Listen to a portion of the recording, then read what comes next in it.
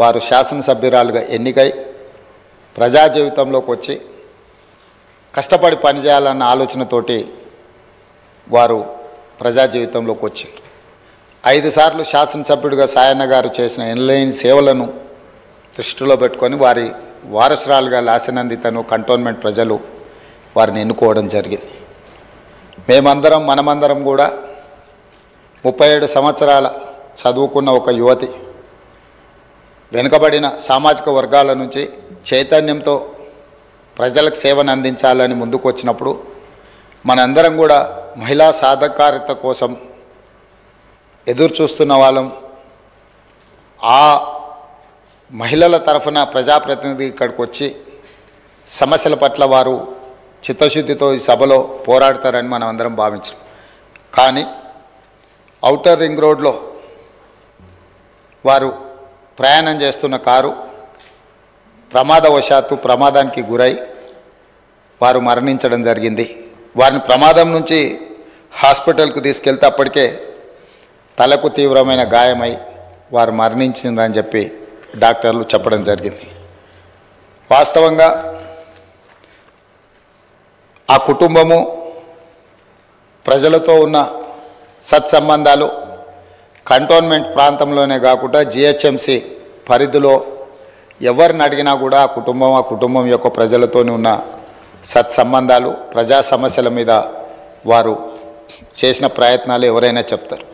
ముఖ్యంగా కీర్తిశేషులు సాయన్న గారు మృదు స్వభావి, సమస్యలను పరిష్కరించాలన్న తపన తప్ప రాజకీయాలకు అతీతంగా అందరితో ఒక మంచి సంబంధాలు ఉండి ఆ ప్రాంత సమస్యల కోసం వారు పోరాటం చేశారు.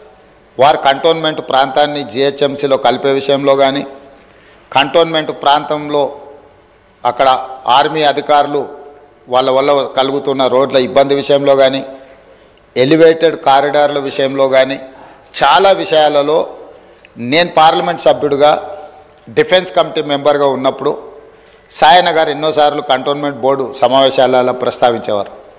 ఎందుకు అనంటే వారు ఎమ్మెల్యేగా నేను ఎంపీగా ఈ సమస్యల్ని పరిష్కరిస్తే ఆ కంటోన్మెంట్ ప్రాంత ప్రజలకు న్యాయం జరుగుతుంది, మేలు జరుగుతుందని చెప్పి వారు పరితపించారు.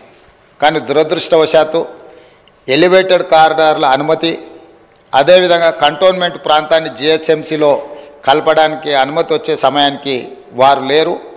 వారి వారసురాలుగా వచ్చిన లాస్యనందిత గారైనా ఆ సందర్భంలో ఉంటే చాలా సంతోషపడి ఉండేవాళ్ళు. ఎందుకంటే సాయన్న గారి ప్రజలకు ఇచ్చిన మాట నెరవేరిందని.